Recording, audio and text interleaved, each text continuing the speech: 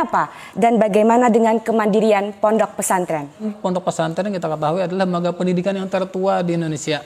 Yang paling lama sudah zaman Hindia Belanda, zaman penjajahan Belanda sudah ada pondok pesantren. Dan itu mandiri dari masyarakat, oleh masyarakat dan untuk masyarakat. Assalamualaikum warahmatullahi wabarakatuh. Selamat pagi, selamat berjumpa kembali bersama saya Wardatul Jamilah dalam channel YouTube Humas Kantor Kementerian Agama Kabupaten Hulu Sungai Tengah. Dalam kesempatan kali ini kita berjumpa kembali dalam acara Bistay, bincang santai seputar pondok pesantren yang beberapa menit ke depan kita akan membahas masalah tentang apa, kenapa, dan bagaimana dengan kemandirian pondok pesantren. Dan pada pagi yang berbahagia ini telah hadir bersama kita narasumber yaitu Kepala Seksi Pendidikan Diniyah dan Pondok Pesantren Kantor Kementerian Agama Kabupaten Hulu Sungai Tengah yaitu Bapak Haji Hairul Salim SAG. Selamat pagi Pak, Assalamualaikum. Waalaikumsalam. Apa kabar Pak hari ini? Alhamdulillah sehat. Alhamdulillah. Sebelumnya terima kasih kami ucapkan karena telah berkenan hadir untuk menjadi narasumber kita pada hari ini. Siap.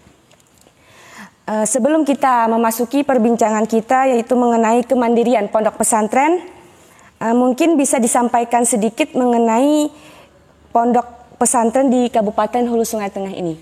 Silakan Pak. Assalamualaikum warahmatullahi wabarakatuh. Alhamdulillah kita bisa berkumpul, bisa bertemu kembali di acara podcast Bincang Santai Humas Kementerian Agama Kabupaten Hulu Sungai Tengah. Mengawali pembicaraan kita terkait dengan kemandirian pondok pesantren. Yang sebelumnya kita gambarkan dulu kondisi pondok pesantren di Kabupaten Hulu Sungai Tengah. Di Kabupaten Hulu Sungai Tengah pada saat ini ada 32 pondok pesantren. Kemudian hanya ada 28 yang terdaftar ada izin operasional di kantor Kementerian Agama. Empat buah itu masih belum terdaftar di kantor Kementerian Agama Kabupaten Hulu Sungai Tengah dengan beberapa sebab, karena untuk mendaftar untuk izin operasional ada beberapa persyaratan yang harus dipenuhi, dan mudah-mudahan dalam waktu dekat keempat pondok pesantren ini bisa mendaftar di kantor Kementerian Agama sehingga semua pondok pesantren di tempat kita terdaftar dan ada izin operasionalnya. Ya. Kemudian memasuki perbincangan kita mengenai kemandirian pondok pesantren. Baru-baru ini Menteri Agama Yakut Khalil telah meluncing peta jalan kemandirian pondok pesantren. Terkait hal ini, bisakah diberikan penjelasan ataupun sedikit gambaran mengenai peta jalan kemandirian pondok pesantren yang dimaksud seperti apa, atau mungkin ada sesuatu yang baru yang ingin disampaikan pemerintah di sana? Ya. Baru-baru tadi pada tanggal 4 Mei 2021 Menteri Agama meluncurkan kegiatan peta jalan kemandirian pondok pesantren atau PJPK. Atau dalam istilah kerennya itu kan roadmap pondok pesantren. Sebenarnya roadmap pondok pesantren atau peta jalan kemandirian pondok pesantren ini sudah dilaksanakan pada zaman Menteri Agama Lukman Hakim Saifuddin pada bulan November tahun 2014. Tapi pada waktu itu hanya ada nota kesepahaman antara Kementerian Agama dengan Bank Indonesia untuk mengembangkan pondok pesantren dari segi ekonomi. Sekarang setelah ada launching tadi, kita pada tanggal 4 tadi, 4 Mei di launching. Ini adalah aksi nyata dari roadmap atau peta jalan kemandirian pondok pesantren. Pada saat ini kondisi pondok pesantren di Indonesia jumlahnya kurang lebih 28.194 buah se-Indonesia. Cukup banyak Pak. Cukup banyak pondok pesantren di Indonesia. Dan ini merupakan modal besar bangsa Indonesia untuk mengembangkan SDM dan mengembangkan ekonomi di pondok pesantren. Kemudian di Kalimantan Selatan, ini kurang lebih ada 246 pondok pesantren. Kita di Hulu Sungai Tengah, ini kalau tidak salah peringkat ketiga lah dari segi jumlah. Karena yang terbanyak mungkin Kabupaten Banjar atau Martapura, yang dikenal sebagai memang Serambi Mekahnya di Kalimantan Selatan. Kemudian mungkin yang kedua Hulu Sungai Utara, yang ketiga mungkin Hulu Sungai Tengah. Kita dengan jumlah 32 pondok pesantren, dan bahkan ada lagi informasi pondok pesantren baru yang baru berdiri. Nah, jadi jumlah ini dengan jumlah santri kita kurang lebih 88 ribuan. Nah, ini kan potensi yang sangat mungkin untuk dikembangkan sebagai kemandirian pondok pesantren. Itu yang dilonceng oleh Menteri Agama. Perlu kami sampaikan pula, kenapa pondok pesantren ini dari segi ekonomi ternyata sekarang yang ingin dikembangkan. Selama ini kan pondok pesantren adalah sebagai lembaga pendidikan. Fokusnya ke lembaga pendidikan. Nah, sementara sekarang pondok pesantren ada berbagai macam klaster dari segi ekonomi. Kepala pendidikan sudah, dan mandiri sudah dari awal, dan pondok pesantren kita ketahui adalah lembaga pendidikan yang tertua di Indonesia. Yang paling lama sudah zaman Hindia Belanda, zaman penjajahan Belanda sudah ada pondok pesantren. Dan itu mandiri dari masyarakat, oleh masyarakat dan untuk masyarakat. Nah, jadi sudah ada dari dulu, tanpa bantuan pemerintah dan bantuan siapapun sudah mandiri.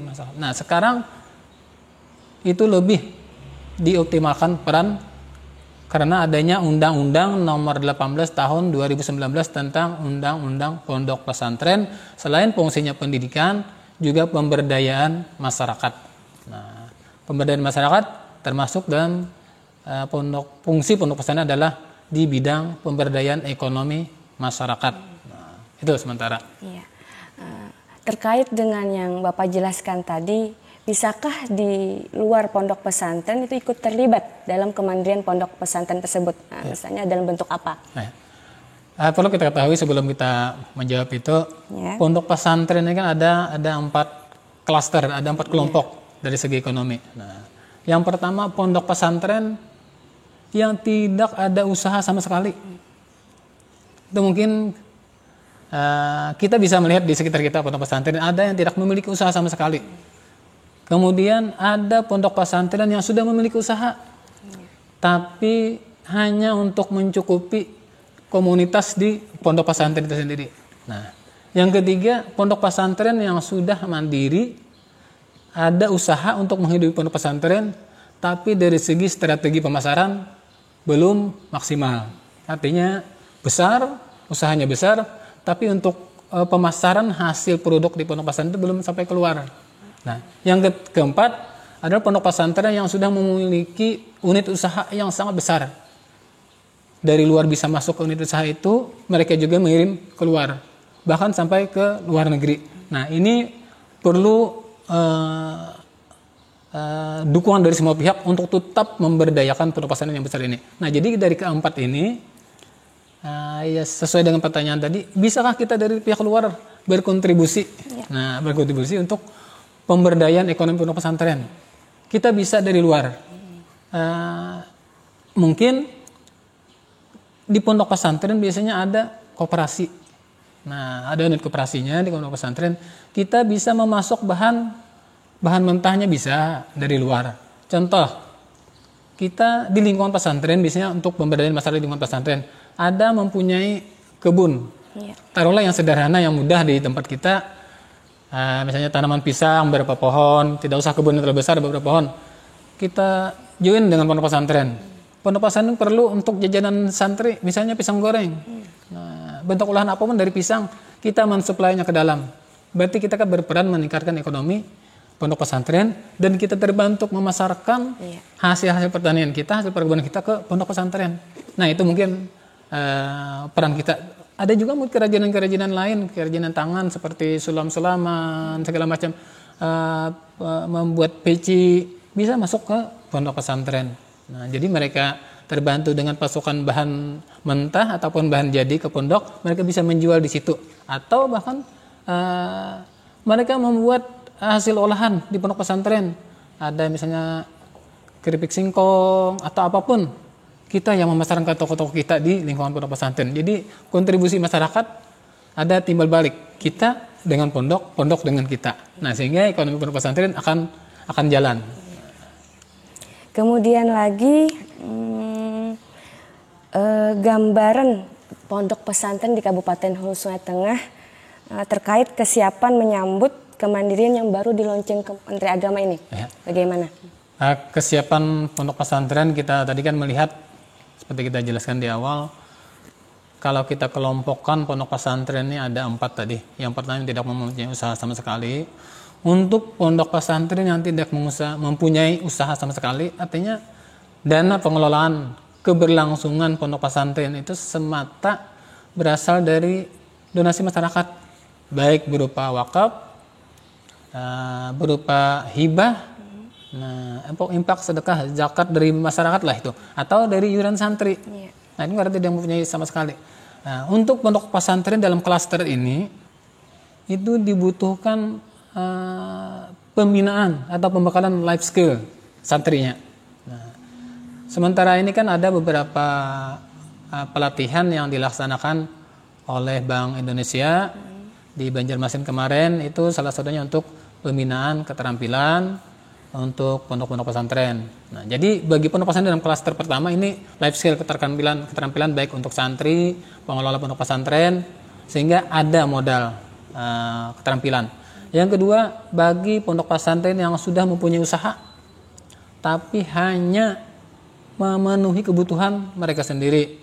Nah, pesantren-pesantren seperti ini banyak juga di Hulu Sungai Tengah. Ada beberapa pondok pesantren yang sudah mempunyai usaha sendiri, mencukupi kebutuhan sendiri, tapi strategi pemasarannya masih belum manajerial, pemasarannya belum maksimal. Ini pelatihan manajerial juga selama ini dilaksanakan bekerja sama dengan Bank Indonesia. Nah, ini ada beberapa pondok kita di Hulu Sungai Tengah yang sudah mulai merintis seperti itu, seperti di Pondok Al-Muhajirin di Pamangkih, Ibnul Amin, Pondok Nurul Muhibin di Ilung, dan Pondok Raudatul Muhibin juga di Ilung, Kecamatan Batang Alai Utara. Ini sudah, dan mereka sudah mempunyai usaha. Sudah jalan usahanya. Seperti di Raudatul Nurul Muhibin, itu kan usaha batako kan? Ya. Nah, batako jadi kan memproduksi batako bisa dipasarkan ke orang-orang yang membuat bangunan. Itu usaha bisa. Kalau di Raudatul Muhibin sudah mulai membikin, karena di sana santri putrinya ada, mereka membuat kerajinan terkait dengan kuliner. Iya. Nah, seperti roti dan lain sebagainya, sehingga katanya anak-anak santriwati di sana dibekali keterampilan satu saat keluar dari pondok, ya terutama yang jadi ibu rumah tangga lah, punya bekal keterampilan untuk membuat kerajinan kuliner seperti itu. Iya. Kemudian adakah langkah-langkah strategis dari seksi pendidikan diniyah dan pondok pesantren untuk pencapaian kemandirian ini di pondok pesantren, khususnya di HST? Ada beberapa langkah strategis kita untuk menyambut apa yang telah dilonceng oleh Menteri Agama tentang kemandirian pondok pesantren. Kemandirian pondok pesantren sesungguhnya adalah untuk membentuk terwujudnya pondok pesantren yang berdaya secara ekonomi. Nah, ketika pesantren berdaya secara ekonomi, mandiri secara ekonomi, sehingga keberlanjutan pendidikan, dakwah melalui pondok pesantren akan bisa optimal. Karena mereka berdaya secara ekonomi, tidak tergantung kepada pihak-pihak luar, tidak menggantungkan semata hanya kepada donasi pihak luar dari donator, zakat, wakaf, dan lain, atau hibah, atau bantuan pemerintah. Mereka sudah mandiri, sehingga apapun yang diprogramkan untuk kegiatan dakwah, kegiatan pembelajaran di pondok itu bisa maksimal. Terkait dengan usaha kita di seksi pendidikan diniyah dan pondok pesantren untuk menyambut apa yang dicanangkan oleh Menteri Agama, kita sudah berupaya mengirimkan data-data terkait kegiatan ekonomi apa yang menjadi unggulan di pondok-pondok pesantren. Jadi kita lihat mereka itu ada unggulannya di bidang perikanan. Nah, ini mungkin selama ini ada pelatihan di Banjarmasin untuk pondok pesantren kerjasama dengan Bank Indonesia tadi. Ini pelatihan bioplok kolam ikan. Nah, itu yang bisa tanpa menggali sumur, menggali lubang, itu kan bisa. Yang pakai ada besi, ada di atas lah, pungnya di atas, kolamnya di atas, bioplok. Itu ada pelatihan. Ada juga pondok pesantren yang di sana potensinya ada las Iya. las. Nah, ada pelatihan juga di sana. Nah, kemudian ada yang kebangunan. Ini kan rencananya di Nurul Muhibin Ilong kalau tidak salah ya. Nah, itu kan ada didirikan rencana akan ada pelatihan dari BLK. Nah, ini untuk menyebut apa yang menjadi potensi. Kalau kita lihat di Al-Muhajirin, Muhajirin di Pamangkih, itu kan termasuk pondok pesantren yang punya lahan pertanian yang paling luas. Iya. Karena lahan pondok itu ada 60 hektar kurang lebih. Luas sekali, Pak. Luar biasa. Nah, jadi yang dipergunakan untuk bangunan dan prasarana pondok hanya 11 hektar. Nah, jadi ada sekitar 49 hektar. Luar biasa. Lebih, 59.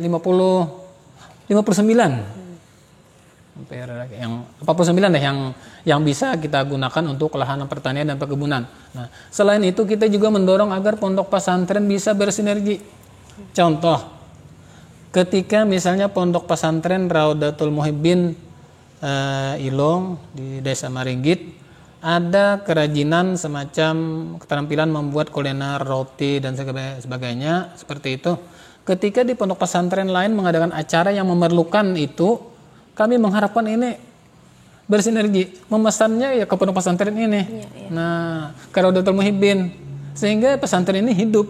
Nah, begitu juga ketika pondok pesantren membangun bangunan yang membutuhkan batako, cari ke Nurul Muhibbin yang di Ilong, karena di sana menyediakan bahan baku batako tadi. Jadi ketergantungan antar pondok pesantren membuat mereka itu hidup.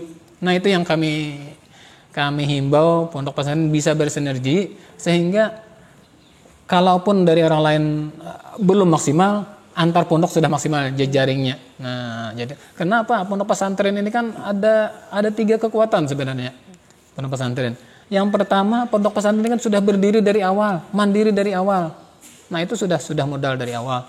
Yang kedua, pondok pesantren ini SDM-nya banyak di situ. Nah, yang ketiga, pondok pesantren ini punya jejaring yang kuat. Jejaringnya itu bentuknya alumni di situ. Ada yang sudah mengembangkan bisnis di luar dan sukses. Kan biasanya terkait dengan pondok pesantrennya. Apa yang bisa dibantu? Nah, kalau ada pondok pesantren santrinya di luar berwira swasta, berwira usaha, mereka rata-rata merekrut alumni pondoknya. Nah, itu kan ada jejaring. Nah, apalagi usaha mereka di luar ini bisa langsung berkontribusi dengan usaha yang ada di pondok pesantren. Nah, itu kira-kira yang kita persiapkan kontribusi kami dari sisi PD Pontren agar bisa menjawab atau menyambut apa yang dicanangkan oleh Menteri Agama tentang kemandirian pondok pesantren. Iya.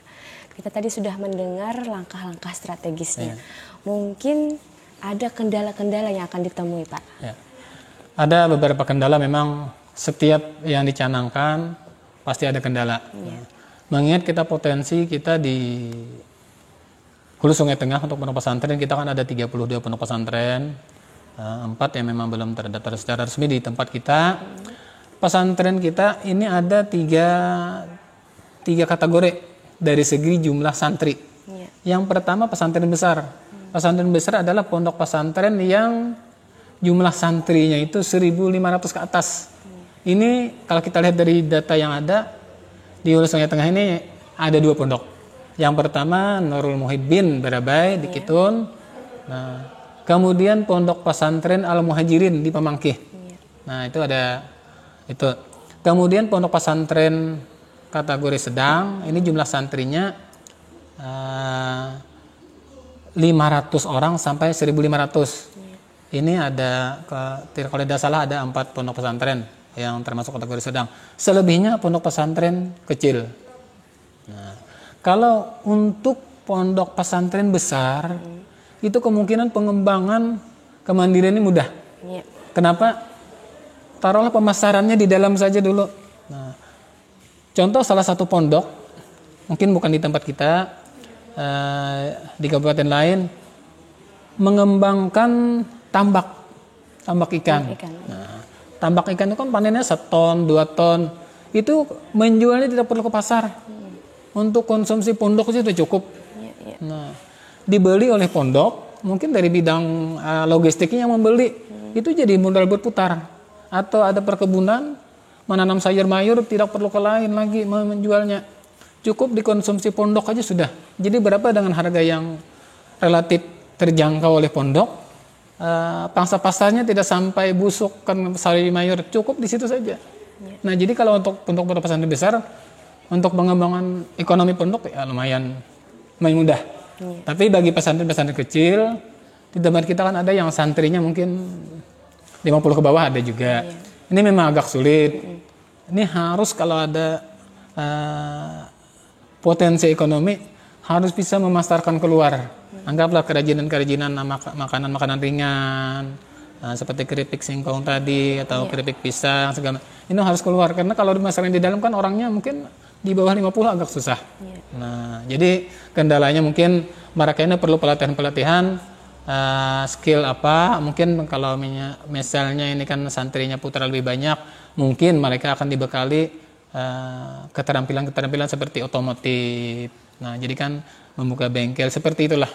Nah, karena kalau untuk pemasaran produk-produk memang agak sulit karena untuk kan mulanya dulu di pondok dulu, di dalam dulu, baru kita memasarkan keluar. Nah, itulah. Ada beberapa contoh kalau pesantren besar yang mudah itu, yang sudah terkenal secara nasional itu kan pesantren Sidogiri. Nah, itu kan sudah membuka minimarket di 100-an lebih cabang di daerah Jawa sampai ke Kalimantan. Nah, itu kan sudah karena santrinya besar, mereka mengembangkannya mudah.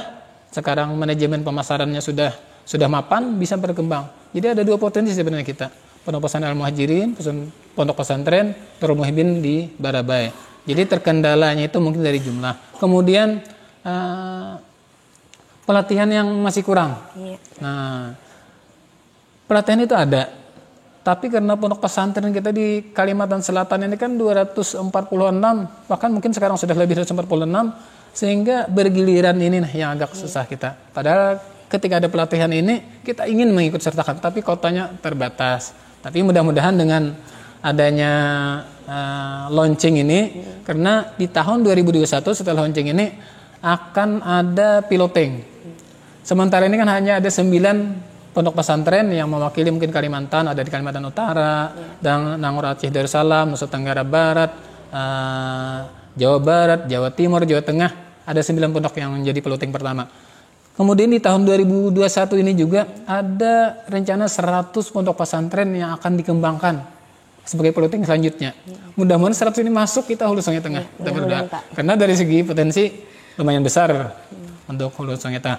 Dan berikutnya tahun 2024 insya Allah akan ada 1.500 pondok pesantren yang sudah mempunyai BOMPES, nah badan usaha milik pesantren. Nah jadi sementara ini kita melihat banyak badan usaha milik desa. Sekarang 2024 insya Allah ada 1.500 pondok pesantren yang mempunyai badan usaha milik pesantren. Mudah-mudahan di Hulu Sungai Tengah bisa berkembang seperti itu.